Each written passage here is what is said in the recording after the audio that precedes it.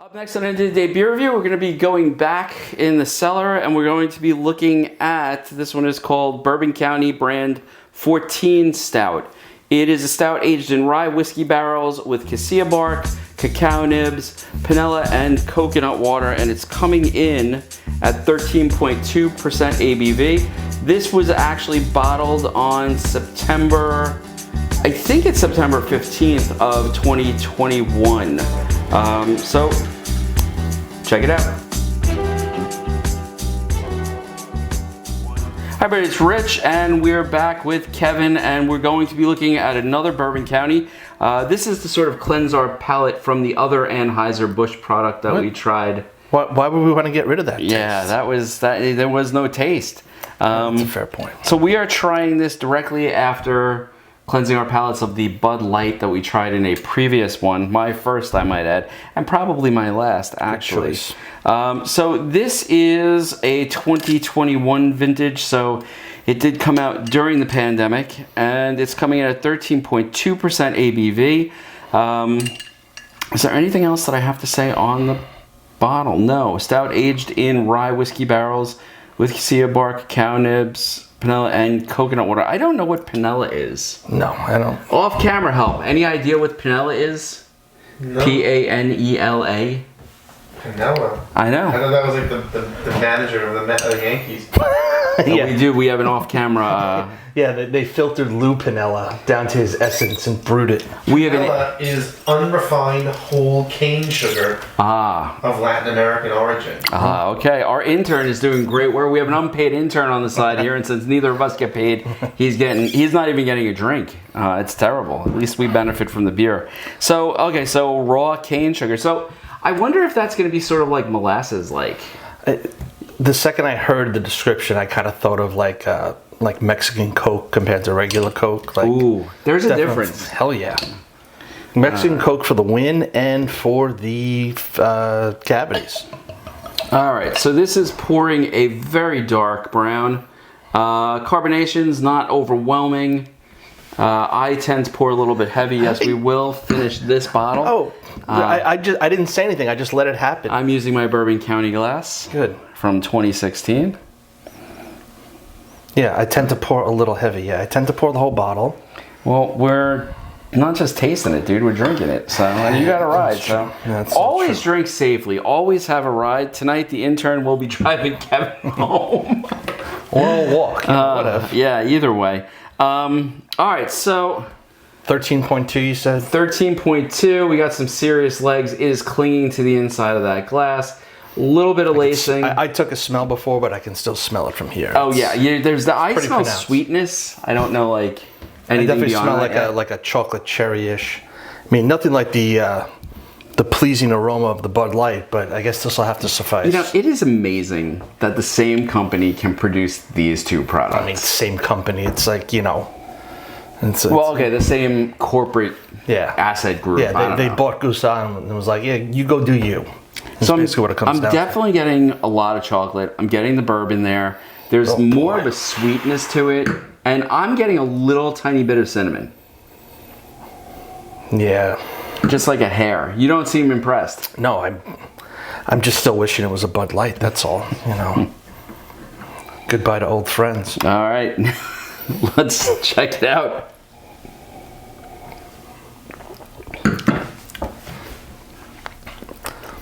All right, if there was like a liquid version of a trash compactor, like they took what nonsense was a Bud Light and squished it like it's like a little like a little atom. This actually tastes like something. Oh, this has so many layers of flavor. I mean, what's getting me the most though is the cacao. Tastes like a chocolate brownie. I mean, hold on. Is there anything else besides the chocolate brownie? First of all, that was kind of blondies. Oh yeah, there's cream cheese brownies. There's raspberry brownies. Let's pretend those don't exist. Keep in mind, like this is a channel that prides itself on its scientific, work here, and we have to acknowledge the other brownies. Speaking of, we need to get the lab coats. I forgot. Oh, yeah, we got to do that one of these days. And goggles and Bunsen burners. We have to do it with an Equilibrium beer because they're beer brewed for science, so they can really not pay attention to any of our reviews. Should get a mortar and pestle, grind things up. All right, so I don't have 100% solid, like, great things to say about this. Really? I'm getting... Okay, so bourbon is actually a little more muted than I think I expected it to be. The cinnamon or the cacao bark, I think, is the dominant flavor. And it leaves, to me, an unappealing sort of bitterness on the back of the tongue. Almost like you've had too much cinnamon and like you're getting that sort of like cinnamon overload. Nah, I think you're being too picky. I think it's freaking awesome. I'm not saying it's not. Listen, compared to what we've had this evening, well, I'm sorry. Don't you dare. We've done 3 reviews tonight. We did Bud Light, which was my first time, and I actually tried another beer that Kevin brought over, which was called what again? It's the Heady Topper. The Heady Topper, and I did not like that at all. This is worlds above everything we've tried tonight. It's pretty awesome. Again, it's. I would classify this as a digestif beer. This is like a dessert beer. No, definitely a dessert beer.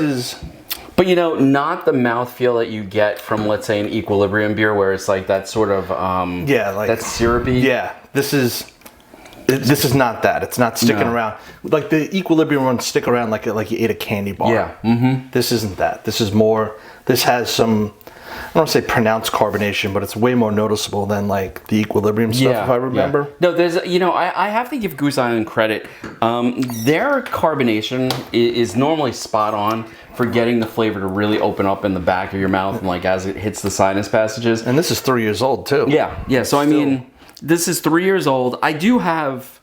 Would you be surprised if I told you I have another 2 of these? No. Sitting back in the pile. You stockpile these like we're gonna go into a fallout shelter? I didn't know that. Listen, man, at 800 calories a bottle, this could feed me for quite some time. So, what are you gonna do for food? Well, I have a lot of Bourbon County in case shit hits the fan. Mm-hmm. Listen, do you want dehydrated meals or do you want this? I'll take this. Both? I got those 2 in the other room. Of course you do. What would a time at Rich's house be without talking about World War III prep? I don't think it's going to be World War III. 4? It's the zombies. Oh, the zombies. Listen, I like it. I think the layering goes chocolate. I think there's a little hint of coconut. But to me, especially on the back end, it's the cinnamon that sort of overwhelms it. And I like cinnamon. I'm not saying that it's bad. It's sort of like a chocolate cinnamon sort of beer. It's definitely a dessert beer. And, like I said, I like every aspect of it, except I think the aftertaste of it is, I think the cinnamon's a little bitter. Like, maybe it's that, bitter. What do we call it? What do we call it? Like I'm making it up. Panela? The panela. Yeah, panela. There you go. You've been panelled. Yeah, so I mean, listen, is it good? I think it's, but 2021 was a pretty goddamn good year for Bourbon County. If I'm not mistaken, that was the year of the cola. In fact, hold on, I have like You go do research. Because the cola was pretty good. Yeah, no, it's true. Okay, I do have a cola sitting back here. It was in 2022?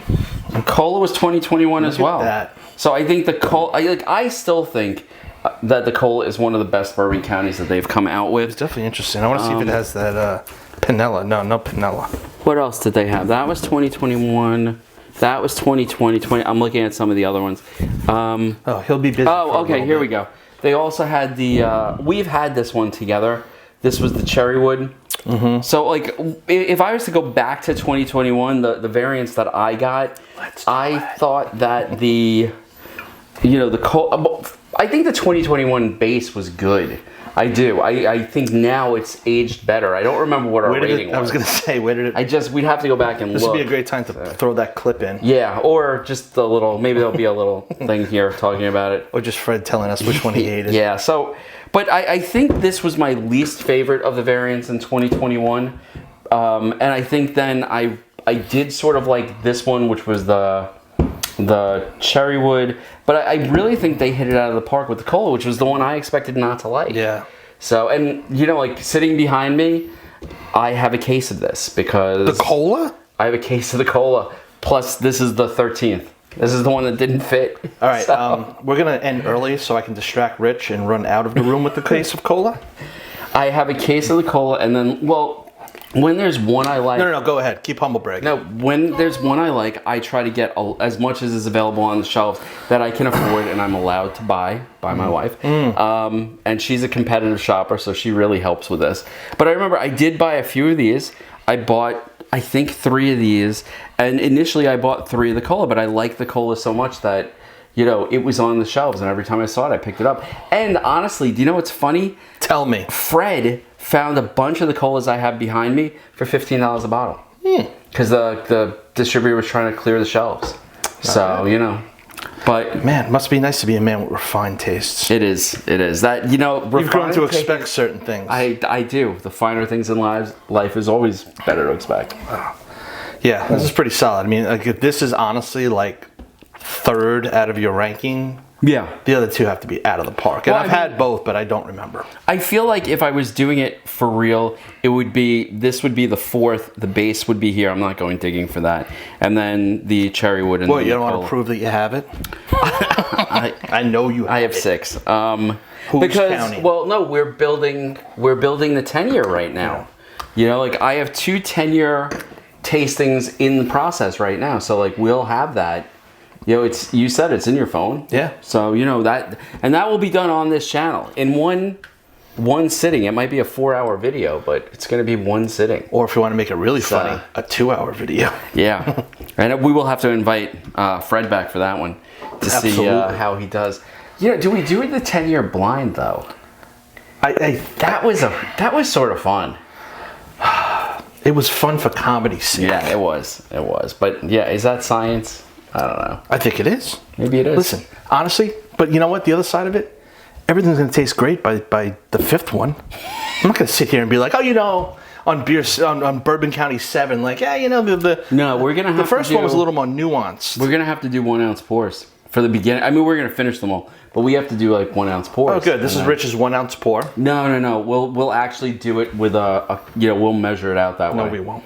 So, well, the last time, what did we do? We did 6? I don't know. 6 or 7. Whatever your heavy hand allowed us to do. We did 17, 18, 19, 20, 21, and 22. So we did 6 amongst 3 people. And it was a really nice night. I mean, you know, it really How was your morning?